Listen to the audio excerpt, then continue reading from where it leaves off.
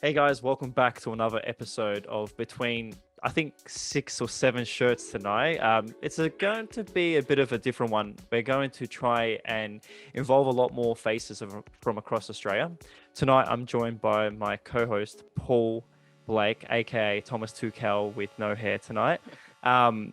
We are also joined by Chrissy, Jack, Nick, Tom, and John, as everyone knows from the last episode. If you have anything to say tonight, team, say whatever you want. But Paul, over to you. Yeah, good. It's welcome, guys. Obviously to start, but it's nice to have everyone together. I know, obviously, being in Australia, we've been in lockdown for a long time, so it's I think it's going to be a bit of a nice way to bring the football community together and have a bit of a chat about a few trending topics and get some hopefully some controversial opinions and maybe some backlash from a previous episode. Does anyone have anything to say before we start? Anything off the top of their mind? I'm going to throw someone under the bus, but I'm not trying to throw you, John, under the bus. But come on, anyone, say something tonight. Say hello to the camera and tell us who you are. Who wants to go first? 3, 2, 1, go. Yeah, I'll go. So I'm Nick, based in Sydney, and on Instagram as the Kit Mando. Just started as something that was just pretty casual to share my kit collection, and it's just kind of kicked off, and it's great to see and meet a few of the other people in the community that are also doing similar things. So yeah. Who's next? Go. Oh, I'm gonna have to choose. I'll choose. Go, Christina. Okay, go. I'll do it. I'm Chrissy. I'm from Sydney, Australia, and I'm part of the wonderful Ladies League, a media organisation here based in Sydney. We do a lot of media work, a lot of the fun side of football, because of course we have our big stars and our big corporations like Fox and now Channel 10 and all the other news corporations doing their thing. So we thought we'd bring a little bit of fun side to football in and go back to the grassroots. So that's what I'm part of. Over to you, Tom. All right. Well, I'm Tom. I'm from Brisbane. I'm the owner of X Football. So it's probably a little bit different to your typical collection of kits or boots and things like that. So I've created a marketplace essentially that people can buy and sell all their vintage products and boots all in one place. I saw it's quite a large problem that there's so many Instagram platforms and not many people get that exposure that they want. So I really want to create a platform where we can give people the exposure that they deserve and their kits, that they can try and find exactly what they want, instead of having to look, through Instagram profiles of 100 different vendors and things like that. So that's our goal. Love it. Over to you, Jack. I know everyone knows you as the Green Gully's next hottest property, but you can explain who you are. I'm Jack. I'm from Melbourne, Australia. I've actually left Gully, so I'm not the Green Gully prospect anymore. But I'm just a football fan, and I think I've seen all your stuff on social media, and it's good to be part of now the soccer social media space. It's good seeing it from the outside, but now being involved is something special, I think, for just we'll see you at Ultra soon. Yeah. And over to John. I think everyone's seen his artwork. I think the story goes that Hector Bellerin is in love with John. Is that right, your mate? Words, not mine. I wouldn't claim that, but he does follow you, yeah. He just likes the post. He hasn't committed to pressing the blue button yet. I think I've got to really pester him first. Just tag him in every story. We'll get there. But yeah, I'm John from Melbourne. I run 3032 FC. We just draw funny little things and try and sell some prints and some gear. And I'm a fan of every Premier League club now, apparently. So I was waiting for that. Look, tonight's episode is going to be a fun one. We're going to discuss a lot of topics, but I'm going to go straight away. And I know Paul and I always plan topics, and then sometimes our episodes just go into spirals.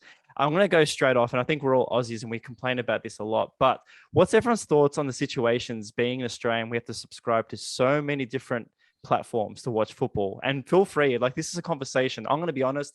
I just subscribed to Stan with Paul, and we're both watching Champions League. I'm enjoying the Conference League. I wish there was a Masso team. Chris, I know we both would have agreed to see Vardar or someone in there. But honestly, subscribing to so many accounts is being painful. What's everyone's bank accounts being like? Bank accounts. I forgot the passwords that I have. I've got too many. I don't know where they are. I've always got to, I'm surprised Disney doesn't have a sports account yet. it's I think it's I don't think it's the streaming platforms with the bank account, mate. I think it's the shirts at the moment that are killing the bank account. But I tend to agree. I think like having too many platforms is just ridiculous. Like Optus with the Premier League, Fox with the variety of different European leagues, then Stan with the Champions League and the Europa League, Euros on Optus as well. It just seems like and that's just looking at football, let alone any of the other sports that are in Australia as well. So I think it's kind of ridiculous. I think it would have been great if Optus and the A-League being on Paramount as well, right? So that's like a whole another platform that people have got to think about. And I'm a Sydney season ticket holder, so I would love to be watching the games every week, but to have another platform, it just seems ridiculous. And that's on top of even just your general watching, like if you just want Netflix or Stan in general or Amazon Prime or whatever. So I think it's just a little bit absurd having all the different platforms, to be honest. I feel like it's we were so close. Like Optus having the Premier League last year and then the Champions League as well was great, and then obviously transitioning from World Cup to Euros was great too. It was almost we only really needed Optus for a good period of time, Correct. Aside from the A-League. And then you look at this year, and now this year's just gone gangbusters. It's just a mental case. So I feel like we were just we were so close, and Optus did such a good job of obviously they stuffed up that first World Cup and had to transition back to SBS, but it was so close to being something amazing because their platform was great. It was fast, and then after the early hiccups, which is fine with anything, it was it's a shame to have it to the way it is now. I got to watch Macedonia lose 8-0 though on the Optus. We don't talk about that. Don't mention it. It is a weird one though, because I've seen a few articles from the UK, and like they need to spend thousands of dollars as well just to see every game. Like it's strange that even in the UK itself, like it's all on different platforms, and they have to pay thousands of dollars a year just to watch their domestic league. So I don't know if it's if it's just solely revenue raising or it's just other media corporations trying to outdo each other. But I think it's definitely something that needs to change. Almost like every team needs more sponsors on the shirt, so the prices to watch these games is cheaper. And that's the thing. Like, I think we were speaking to our friend recently where he's like, the UK has this thing where it's like they won't show the game on TV, so people go to the games. But in Australia, like we're watching overseas football, and I think it's such a hard thing for us. A lot of us will stay up. Like, tonight Chelsea's playing Tottenham at 1 a.m. or United's playing at 11 p.m. So for us to pay that much money, I don't know. Like, we could be spending money elsewhere for football locally. Like there are now talks that at local FFEs refunding over $1 million to local teams and stuff like that. So there's that conversation of money just going everywhere. But what would your solution be to Australian, like just what football watchers? Would you guys think that one platform is too much to wish for, or is there another thought that you have? Well, personally, I go back to Paul's point where it was basically, you had the World Cup, you had Euros, you had the Premier League all on Optus. And I think that they kind of really nailed, and the Champions League and the Europa League, they kind of nailed all that. Like they actually it felt like they'd kind of like finally found their spot. They'd got it into the right place. The coverage was really good. And then suddenly the Champions League and the Europa League get picked up and dragged across to Stan Sport. And so I personally think Optus Sport would have been perfect. And it would have been perfect to bring other leagues in there, like Serie A, the Bundesliga, La Liga. I love watching all of those leagues. I'm not just like about the Premier League. I like watching all of those leagues. So I think it's important that it's all on one platform. And I think Optus, their coverage of the Premier League is phenomenal. Like the English stuff is actually really good to watch, and like hearing the pundits and stuff. So if they had, the coverage from Spain or the coverage from Italy, I think it would be more appealing to people as well. And I think people would be prepared to pay that little bit more if they had everything in the one spot. So I guess you look at Optus, and Optus's excuse for not winning that bid was the whole silent bidding, right? And they say that they basically just submitted a number and then got outbid by Stan. For me, I don't know, if you're the league that's obviously making the money on that bid, surely you would open that up, because if Optus is allowed to make a second bid, it's just like eBay, right? It just keeps getting higher and higher. The league in turn makes more money, but then I guess wherever the people want it to be is going to be ending up where it's going to go, because those people are already funneling money into that channel. So it's really, really bizarre to me that they've got this process in place. I feel like it cheapens their own brand. And, obviously now this is the situation that we're in. We're just expanded across, 6 different bloody networks. I think Jack it's and John, definitely you have going anything to to say? All right, go Tom. I think it's going to be very interesting 12 months just to see what happens. If they're, obviously I'm sure they've got multi-year deals, but, I think, as you said, Optus have done a fantastic job, and it would be great to see most of it on Optus. But, as you said, Alex, is it probably too much to ask for? It probably is. Yeah. It will be interesting to see, maybe the next 12 to 24 months to see what really happens within that sort of landscape. John, I know you want to say something. The whole thing's been a bit of a weird one. I was reading because I had a faint memory of some strange story coming out, and I went back and looked at it. I don't know if anyone remembers, but the bid was originally won by that company called like Sports Biz or something like yes, that. Yes.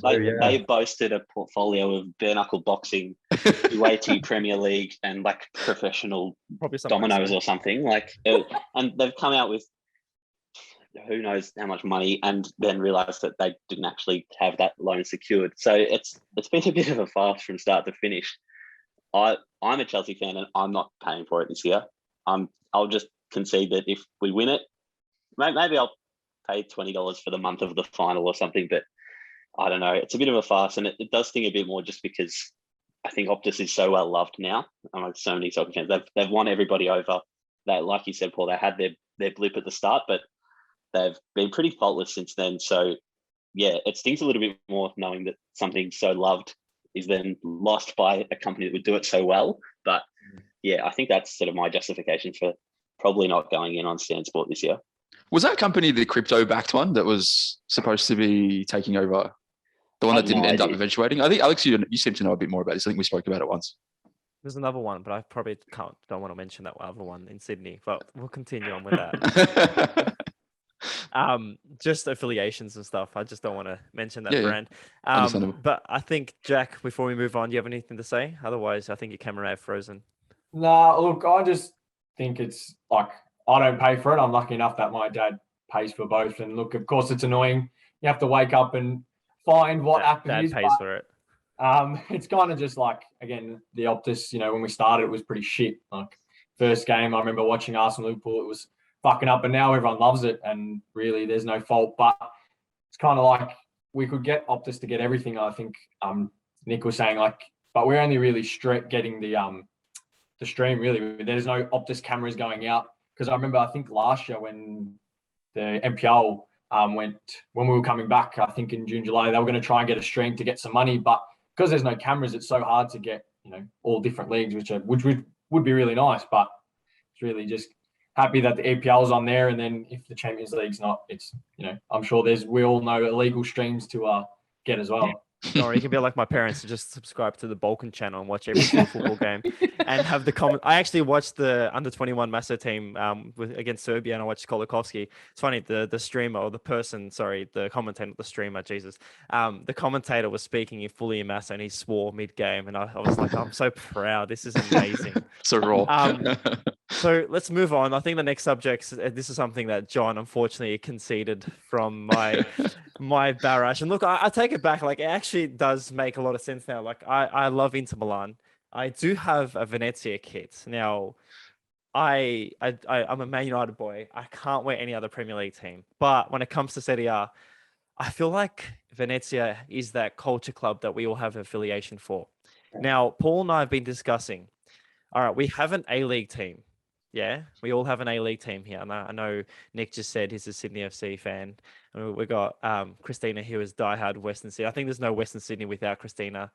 I was brought up with, the victory side of things. And my cousin, Billy Selesky, played for the club.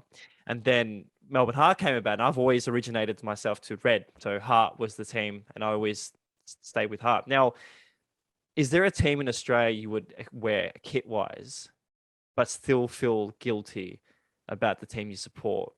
For example, like, who said that? It just came out of nowhere. It'd have to be Wellington. Why? You could get away with it, really. It's like, they're across, they're far away enough, no one's going to really mention it. And some people. So you reckon, as an Australian, if we were Wellington, it wouldn't be like an obligation of having the justification of being judged? No, not really. There's not enough people. There's enough people to say, why have you got it, but I don't think they care enough. Well, Paul can explain his idea because I know Paul lives around the corner. So I probably shouldn't say that to all listeners. But Paul lives near Danny City, and Danny City's always been his team, but he's never sort of affiliated to the club. I'll let Paul explain it. So go ahead. So my situation's a bit of a weird one. I started playing at Dandenong City, and back then they were just a local community club, and they eventually got bought out by, which was like a Croatian community, sort of like closely affiliated with Melbourne Knights. And now they've found themselves in NPL. So they've got a good financial backing. The club's in like a really good spot, which is literally 5 minutes from my house. My dilemma was that I had a really bad experience at an A-League game. And it sort of deterred me from going to watch games. You can tell live. us. Okay, so I was in the active bay at Victory. And it was almost like two situations happened at the same time. Earlier in the game, I think it was a semi. It would have been, it's close to I would have been close to 18. And I was with my now wife, one of my mates, and then his partner. And the girls copped so much abuse in the active bay. And I was like, that is not on, because we're all here supporting the same team. So for me, I was like, nah, I'm done. And then to top it off, some bloke ripped a flare. Sorry guys, if you can hear that notification. Some bloke ripped a flare, dropped it in our aisle, and it was literally between myself and my missus, and then my mate and his partner, and we split. And then my mate ended up getting a life ban from Etihad. So it was a real bad experience for me. So I was pushed away from that completely. I was like, if this is what fellow co-supporters are going to be like, I don't want to be a part of this. So the conversation that I sort of had with Alex the other day was, if the A-League opened up, there was pro rel, for every single league, who would you support? And I, without even asking a question, I would jump to Dandenong City straight away, no questions asked. And I asked Alex the same question. Obviously, growing up, he played football in Australia, played football in Victoria specifically. If that team was in the A-League, would you support them over Melbourne City? Preston Lions for sure. Perfect example. So that's huge history, right? That's to Tom, it's a big club. To Nick, to John, Jack, and Christina. Is there a team that you would now sort of be obliged to wear kit-wise if it wasn't the team that you support in the A-League? First of all, Tom, John, and Jack, I don't know who you support in A-League. One. The reason I've gone to the Western Sydney Wanderers at the moment. Oh. Yeah. No, go. Sorry, it was a bit of a delay. Go, Christina. Oh no, that's okay. Did you want to? No, go. I was getting notifications from Gaz. Sorry. 2012 came by and the Western Sydney Wanderers came to the A-League, and that's when I knew that I had a team because that place represented my home. Before that, I don't really follow an A-League team. If I did, it was the Newcastle Jets because I'm a Newcastle United supporter for the EPL. And that was the closest thing that I had to football, of course, until the Wanderers came along. But it's tough for me because I also have Rockdale City. And they're the team that sort of awoken my love for football. So if all hell broke loose at Western Sydney and I had no other option, yes, I'd probably go to Rockdale if they were part of the A-League. Yeah. If you had to pick one out of the two and they're both playing the A-League? Oh, I'll stick with Western Sydney. So this is what I figured, and I figured the same thing would be for Alex's situation. You're in too deep now to jump back, right? Yeah. Yeah. I'm interested to see what the rest of you guys think. So for me, growing up as a kid, my best mate was Greek. So I was always going to Sydney Olympic Games, right? So I was always going to Sydney Olympic Games. And then we actually became Northern Spirit supporters because it was actually kind of geographically was kind of a bit closer for us. And long story short, he was a North Sydney Bears supporter, so he was always into going to North Sydney Oval as well for football. And I felt a bit more of an attachment more to Northern Spirit when it came along because of the Robbie Slater factor, the Graham Arnold factor. So when those guys jumped in, I was like, as a kid growing up watching football in Australia, I was like, I want to go and follow those guys playing there because they're like the guys that have kind of made it, for Australian football. So that's kind of where I had soft spots for both Northern Spirit and Sydney Olympic, to be honest. But like you said, now I'm a Sydney FC supporter. I signed up with Sydney FC, within the first week that the club was in existence. So I feel like I have been there pretty much since their inception, literally since their inception.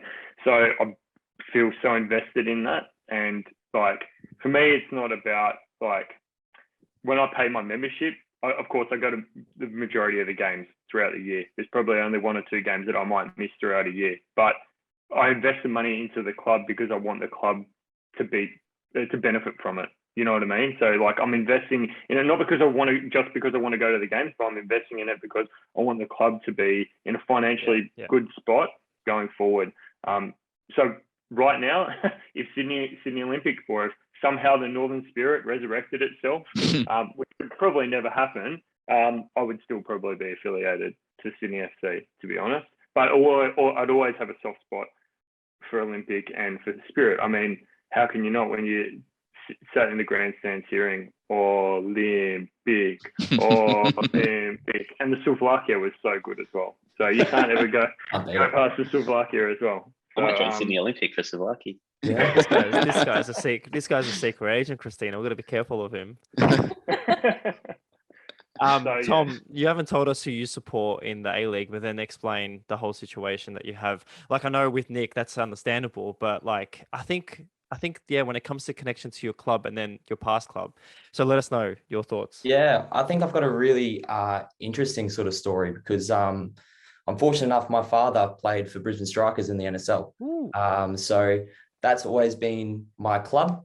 I played juniors there, and I'm still a footballer now. So, I've had opportunities to play against them and things like that. So it's a bit of a weird one because obviously I supported Raw from the start. But I think it's really, faded off a little bit in the last few years. They've relocated to Redcliffe, so it's a bit more difficult to get to games and things like that as well. But yeah, I think my heart probably lies in that sort of Brisbane Strikers sort of area. If they were to go back to the A-League one day.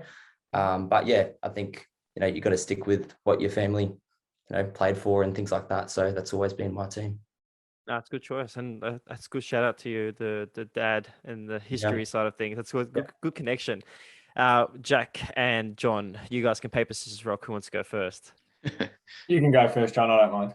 Alrighty. Well, mine's not as exciting. I'm from a sort of not from a soccer family percent. So my dad, big AFL fan, and when I was really young, A-League sort of fired up, and a few of my mates were going to Victory games, and I was like, Dad, can we go? Can we go? But I was pretty young, and he wasn't really keen on it. So he'd be happy to take me along to the MCG and watch the Bombers play every week and pay for my membership and all of that sort of thing. But I think because I didn't really get the chance to get on board a team early on, I'd say, like, I'm not the biggest A-League fan.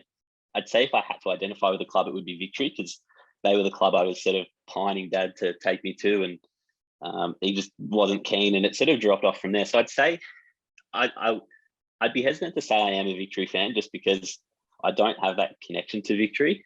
I'm a fan of the A-League as a whole, and I like watching games no matter who's on and sort of trying to observe it. But yeah, I wouldn't say I'm drawn to Victory completely to say that I'm a fan. I wouldn't say the same with City or Western United, although green and black's pretty good. So maybe I'd jump to Western United. But yeah, it is weird that I'm such a football fan, but I don't have that link to an A-League club as of yet, I guess. But that's not a bad issue. I think that's the biggest problem with football. Like, you have to support someone, and that's like the pressure of being in a country. You have to support someone. It's almost like the DNA in sports. I wish I did. Like, my dad would absolutely crucify me if I said I don't want to support the Bombers anymore. But he would never look me in the eye. But I mean, it just wasn't on his radar to go, yeah, let's go to a soccer game. And I think I do sort of feel a bit sad that I don't have that connection, because I could have had that die-hard first year, second year Victory membership or something, but it just wasn't happening then. And I think also because the fan, I think he was probably a bit afraid of the fan element too. He was just so unknown. It's Aussie family, oh, what are these soccer fans doing acting up at soccer games? I'm not taking my son to that. And I wish he did. But yeah, for that reason, I guess maybe I'm not as joined to an A-League team. Yeah, we have that issue. Like we see a lot of people supporting the European teams over the A-League teams, and I can kind of see that in your story. And I think that's why when it comes to having a local team, like Paul with his local team, it's just undeniable when it comes to choosing European football first. And when I go to A-League teams and I see kids wearing Messi tops and Ronaldo tops over, Aaron Moyes or someone local. But Jack, all right, tell us your story now. I know you've got Hellas top on there, so it's definitely someone blue and white. Is it one of the 60 teams in NPL Victoria? Look, no, that like again, Dad grew up playing soccer and watching soccer, and then I'm probably the youngest out of the group of us now, and really, A-League started, and you just went to soccer, and you grew up following Victory. So I'm a Victory supporter, and the last couple of years, I have to say, like, I haven't been going due to work, but I've just lost a little bit of passion for them as well, like just because the last couple of seasons hasn't been great, and just A-League in general, not the greatest standard. Of course, it's the league that we can bag, and if someone else bags it, we get angry. But then because I play as well, I've played at a few NPL clubs and state league clubs. If there was a change, if they came in a second division or A-League, I don't know who I would go for, because again, I've played for a few bigger clubs, but I probably would change. My dad went for Heidelberg as a kid, so it could be Heidelberg, but then again, I played for Gully and Hume and Georgie's and Pascaval, so it would be very interesting to choose. But yeah. That's a good choice. I think now we're at the big question, and then we'll go to the last thing here with Paul, the shirts. But would you wear an opposing team shirt, everyone? Tell me your answers right now. Like, I know, John, it's a tough one, but like for me, like I got called out the other day by a friend, Rick FC, for wearing an PSV and an Ajax shirt. Yeah, like I was doing a review. Like, come on, people, chill. But like, Tom, do you support Rangers, or is that just a kid choice today? No, that's all me. Yeah, Rangers. So if I paid you money to wear the Celtic top, what would you do? Well, it was actually funny because I had a bet with a mate once. So I think we were just playing pool or something, and I lost, and he made me take a photo in a Celtic top. And he literally, every time I bag him out, he says to me, I've still got that photo of you, or he sends it in the group chat. So he's going to haunt me forever, honestly. That's great. Classic. Nick, would you be wearing a Spurs top? Fuck no. I'd probably use it as toilet paper. Yeah, no, like. But do you have an affiliation or a love for a smaller team in the UK? Like being an Arsenal boy, come on, surely there's someone else. No, like seriously. So grew like my dad was born in England. All his family are Arsenal fans. So it's run in the family. His auntie was a season ticket holder for many years at Highbury back in the day. So for me, like it's I couldn't do anything else, right?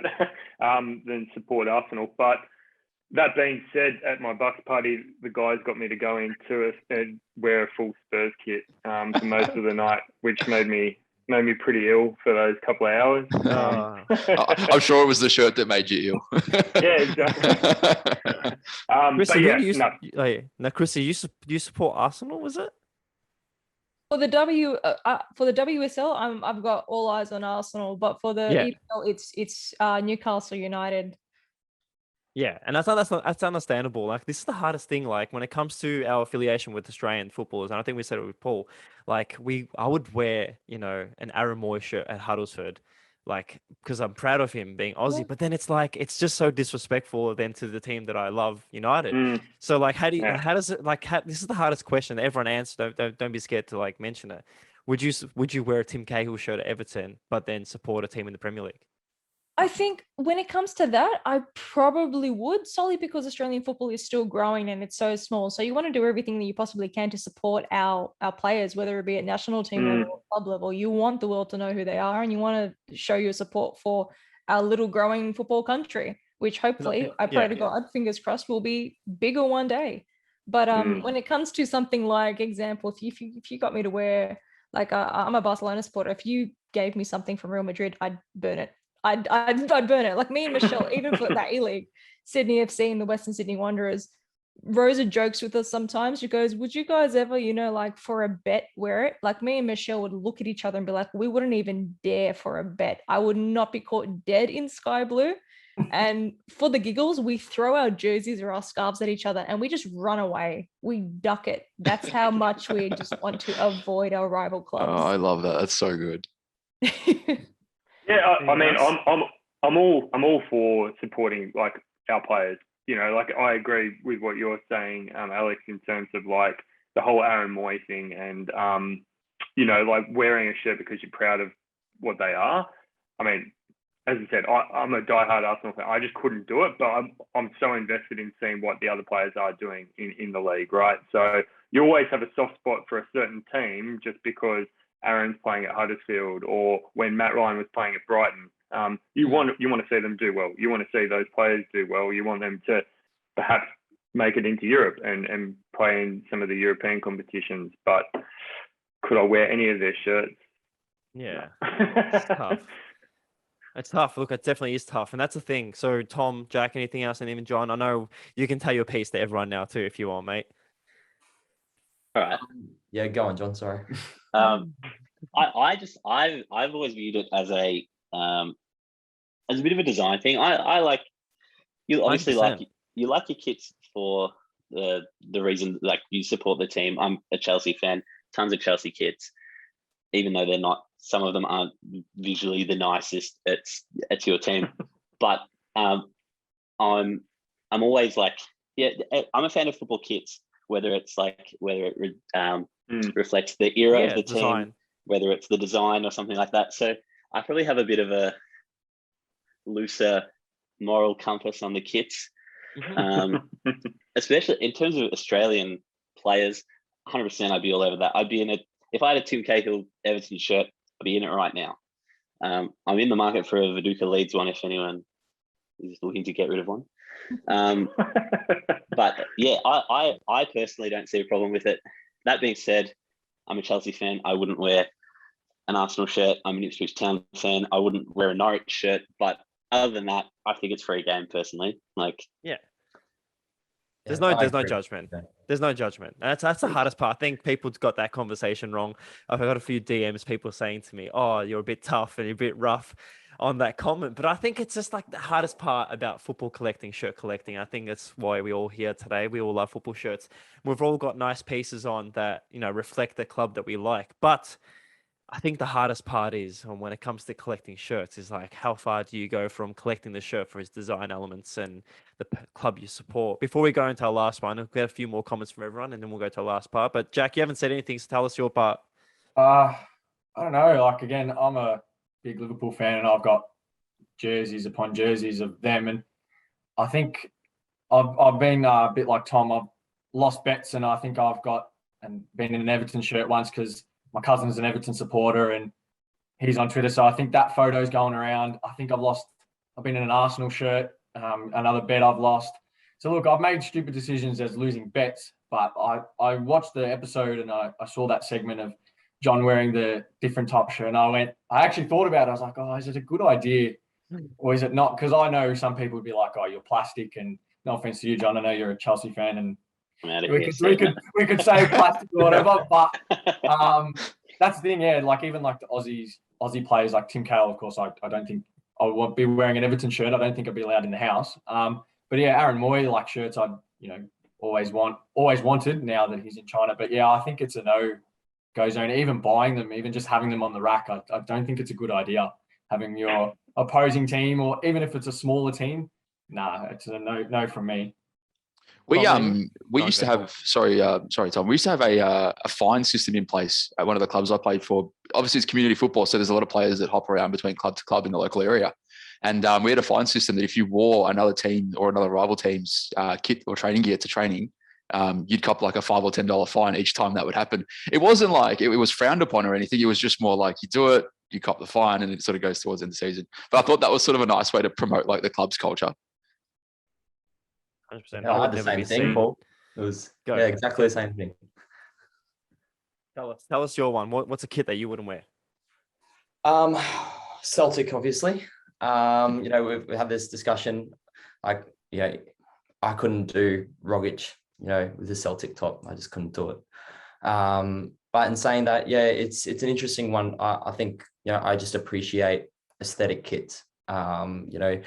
although it's, it's sinned upon potentially, but I feel like if it's not a direct rival, I think it's okay. If I was supporting United, I was wearing a City kit, like that's not on. But No chance. I think if it's something that's they're not direct rivals, or you don't see much of a clash, I think it's okay. All right, you guys can throw me under the bus now. I've got a Sheffield Wednesday top. We're Sacrilegious. doing that. Yeah. It's all right, kid, but That's a lovely kid. No, it is beautiful. It's a beautiful See, I bought shirt. this, so I was I think this is exactly what Tom said, like direct rivals. Yeah, we've got a bit of history with these guys, and like the final that we won, I think we pretty much wore Fucking the arse. trefoil kit, yeah. But like I realized the other day that I had this in my collection. I thought to myself, why did I buy this? Then I realized it was because of the Puma King detailing in it. I don't know if you can see the detailing in the shirt on the reflection. But that was my big thing after the conversation we had with Paul, and I got really like guilty. And I think in the end, the answer is there. Football is football. We should just appreciate it for what it is. Now to move into the last part, let everyone enjoy their night and get into the EPL that is playing tonight. Paul, show everyone some kits. Everyone can rate them, and we can discuss. Our future episodes will make a bit more space, and we all can add a lot more. Sorry, mid conversation we had Gary join 30 minutes late. So shout out to Gary for being late. I'm so sorry. I wanted to add you to the conversation, but I couldn't cut off whoever was speaking at the time. Alex, Paul, you just need to go give me permissions, please, to share the screen. fucking Zoom. All right, this is advanced sharing option. I can't even speak English. You can just make me host if that's easiest. No, Unless you're recording this one. Pleasure. Go. We got this. All right, guys. So we're going to start this one off in very recent fashion. So we're going to go with the Arsenal third from this season, and all these kits are going to be from this season. So I'd love to hear what you guys think about the Arsenal third shirt. Maybe we start with Nick. Oh, it's heaven, absolute heaven. It's 10 out of 10 for me. I'm like, to be honest, I'm not a huge fan of like when clubs try and use other manufacturers use other manufacturers' templates. So I guess like this is obviously referring back to the Arsenal 95 shirt, but Adidas have nailed it. Adidas have absolutely nailed it. So for me, it's a 10 out of 10. It'll be a future classic.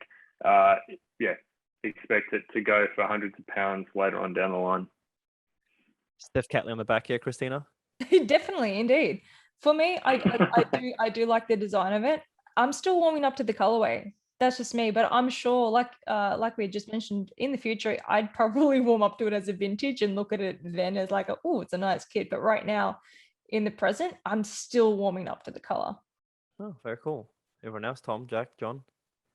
I think it's a future classic, honestly. I love it. I think they've nailed it on the head there. I don't really need to say much else. I think it's brilliant. I think it's great, but I think that the yellow away kit is probably top 3 best shirts this season for that. Like, it pains me to say it, but it's just perfect. And the old, like the retro, just the cannon logo, trust. If I had slightly looser models, I'd have one in my wardrobe right now. I think episode. How loose are your kit models? that yellow away shirt, I reckon, is heavily underrated because of how good this third shirt is. I'd agree with that. Arsenal every year are just nice. They're a fashion brand with the football team at the moment, but that's fine. Fun fact about the third shirts for Adidas, and something I did with my researching, but all their Adidas logos on each club third shirt is representing the 90s EQT marketing they had in the 90s. So you'll see every third kit has a double color that represents the club. Yeah. Oh, cool. Nice touch. I feel a bit for Drake Ramberg this year because it seems like Puma's ripped him off at Dortmund, and now Adidas has ripped him off at Arsenal. He's just copying it. The poor bloke. I hope he's getting some sort of royalties, but I highly doubt it. Go next one. All right, guys, let's move on. We've got Ajax third. So apologies if it's a little small. Template. Yeah, this is. I like this one. I think this is a good one. Different color from red, like red, or what they would normally go white or black away kit, and I think it would be a bit. I'm not sure if everyone used the word drip in their vocabulary of jerseys, but I think I'd love to wear this out out or, with some nice clothes. Nice clothes. Oh, nice pair of, jeans or shorts in the summer. I reckon this is just another template where you can slap a Leeds or LA Galaxy badge on it, and it's there you go. Bob's your uncle type of thing. I wouldn't be surprised if Adidas did see how well it worked with Galaxy last season and tried to carry that on, because it's exactly the same type of template. But I still think it's a pretty nice kit. I'd comfortably wear this. Yeah, I love the blue and the black scheme. It just looks like a really simple shirt. And yeah, I kind of agree. You could definitely wear this out, and it just feels like a very clean, fresh shirt. So sick. Anyone else? Or are we moving on? Move on. All right, guys. This one, obviously, probably the most recent release of the lot. Literally last night. And they banged away 7? 9. So was it 9? 7. Yeah, No, yeah. Ajax won 7. No, 9-0. So yeah, so it's their Bayern's Oktoberfest. I don't even know what, if it's. I'm guessing it's their 4th kit. Yeah. So crazy kit. I love a green kind of stealthy vibe. So yeah, this is right up my alley. I love it. It's so good. I love the little sort of leaves underneath the badge. Everything about it's just, so nice. Make it a home kit. It's a very nice green. It's a proper nice emerald green, and I'd rate it. I'm a Borussia Dortmund supporter, but I do rate it. Yeah, it's tough. I think it's a great colorway. It's perfect, and I think Adidas and the relationship they have with Bayern Munich is unlike any other. Hey, is it too different from Portland's kits? I haven't seen what they've got this year. I actually think the same thing, but their MLS is so different. All right, cool. We'll move on to the next one, which I think is an absolute abomination. But I'll let you guys just go. Yeah, I hate it. Yeah, the 2 shirts that they had into the first 2 are just out of this world, and then this is it's not great. It looks like a lifesaver icy pole. I was going to say licorice all It does. I actually purchased it. It's coming to my house. Oh, get a refund. Get a refund. I bought the Dry Fit Advanced version as well, so that's definitely going to be arriving at my house in 6 months. Is there a player's name on the back who's leaving, or not? No, I got Dumfries. Nice. I feel like more often than not, if there's a kit that's like unanimously hated or disliked, Alex has gone and bought it because he's thinking, nah, this is going to be that grey Chelsea kit in 20 years' time. Like exactly, that's what I mean. An investment. It's all about making sure Tom has it in the future for him. Yeah. Awesome. And then we go something a little bit more local now, guys. We've got the recently released Western Sydney kit. Wait for me, aren't we? Yeah. I love it. I really am happy with it, and I'm really happy that they've gone back to season 1 stripes. It's paying homage to the roots and where we all began. I can't fault it. I can't really find anything to fault it as of yet. I was worried that they were going to completely butcher this season's kit, but with Kappa they can't do any wrong. So I'm quite happy with this one. First time I've seen it, I saw that they were doing the kit release, and I hadn't seen it. But again, you can't go wrong with Kappa. Like I've worn Kappa at Green Gully, and that just looks clean. Like the gold Kappa logo, it just looks very, very clean. Yeah, I think Kappa's really lifted their game in the last few years for sure. It'll be interesting to see how they keep going in the next few years. But yeah, I think they've nailed it on the head here, especially the crest. I think that looks brilliant. Small little detailing for me in the neckline, the double layer. That's what I'm really liking. I think the main thing with Kappa is there's a lot of pressure on them with Venezia, of course. We can see in Jack's background. I think they had a lot of pressure this season trying to stand up with other manufacturers like you see at Red Star and you see at Venezia. But I think on the local level, look, Western United, they didn't really get the best kit this season in the sense of home and away. But the Western Sydney one looks really nice. I'm really keen to see it. But also, where is the A-League logo going to sit on? Is it going to be on the front? Is it going to be on the sleeve? We're going to have to wait soon and find out. Just don't put it on. There was a report though that they did say they were going to move the Kappa emblem and put that in the middle of the chest and put the A-League right there. But I prefer it on the sleeve, like every other league in the world. Agreed. Yeah, it needs to go down that path.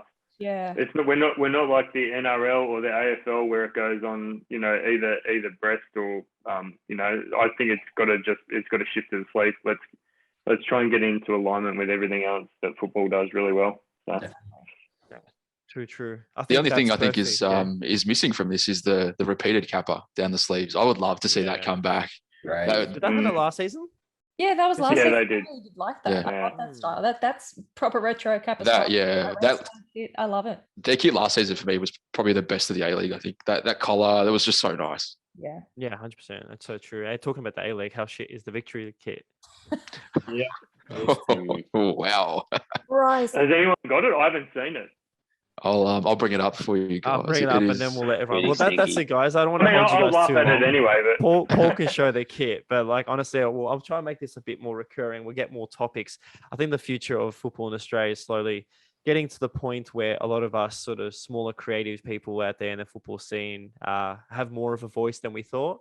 And I'm really excited because, we've got the World Cup hopefully going along if we're not in lockdown anytime soon, apart from Tom here, who gets to enjoy freedom and go to a pub. Yeah. But is there anything else anyone wants to say before Paul pulls this photo up? I Anyone? just want to warn everybody about where the badge is placed. The picture is destroyed with that kit. Yeah, 100%. Sorry guys, I don't think Victory have actually released any images that are just the shirt on its own. No, It's I on don't think so. Instagram. so. It's just on it's on Daily Oz Football on Instagram. Oh, there we go. Just don't log into your Instagram. All the DMs you get about free kits if they can shout out your page. I don't think that. To be honest, based on the amount of spam going around, that's probably be a nice message to get. So as of this recording, it is now about to hit 9. What's everyone's prediction on Chelsea Tottenham before Paul gets his photo up? Chelsea Tottenham game. Go predictions. Lukaku Chelsea hat-trick. 2-0. Jesus Christ, what happened there? Two people at the same time. Go. Yeah, Rock, like- paper, scissors. John. All right, 2-1. you go. Let the Arsenal fan praise Chelsea first, then I'll jump in. I was just going to say Chelsea 2-0. I think Lukaku double. He's John? in beast mode at the moment. So 100%. Yeah, Lukaku's too good. Spurs back four's looking shaky and Yeah, undermanned, I think, at the moment. So yeah, easy pickings. Maybe 7, maybe 8-0. Oh, shit. Take your Chrissy? pick. Take your pick. I'll go a little bit easier on them. 3-0. Chelsea's Oh, way. Tom? I think 3-1 Chelsea. Oh, and Jack. Chelsea 2-1, I think. I'm going to call it 1-0. It's going to be a tight one. I feel like Tottenham's going to play 7-man back line. Yeah, I think they're going to park it. I don't think they're going to do too many things that are overly adventurous. I do have the victory kit here, so fire away, Oh. people. Why is What the are they badge doing? so high to the armpit? That's the one thing I'd like to ask. It's like it's just getting. Even the badge wants to leave the kit. I'd think love to the see the Mac- rejected kits. what's This is the best one. what? The brand is a Macron. Yeah, Macron. Yeah, Macron. What The are they Macron doing? V is a lot better than the V of the victory. Yeah. That's idiot. It seems like Macron had Glory last year and how that they had the The badge. crest Yes. really Yeah. low, and now they've got it too high. They can't decide which one they want to go. It's just so bare on one side of the shoulder. And I know the A-League, God help them when they put the crest there for the A-League. But like it's still going to be too bare, I think, because that white V is just so heavy and bold. I feel for them because sponsors make up a shirt. I think, and when you look at the Western Sydney kit and the sponsor fits really nicely, it fits within the stripes. It's all kind of works really well. You've got this monster V on every single kit, and it's so hard because you either end up with this sponsor that sits like almost at the waistline. Yeah. It looks really odd. But what's with the fluoro? That's the other thing that's just like off-putting. Like it's just, it just doesn't make any sense. I was reading that apparently it's for the players that go missing so they can still be seen. Fair enough. Yeah, it makes Love a it. lot more sense now. Well, that's about it, guys. I don't want to hold anyone else. Enjoy your night. Thank you so much for joining tonight's episode. Paul, as always, thank you for your time. This is a goodbye from me and a goodbye from everyone else. Of course, everyone, you can wave away to the camera like they normally do in Brady Bunch. I think the only person that can't be seen in this shot is Jack right now and John. But there we go. There's everyone. Wave at the camera, say goodbye, and thank you everyone for joining. We'll see you guys soon. Stay safe. Thanks, guys.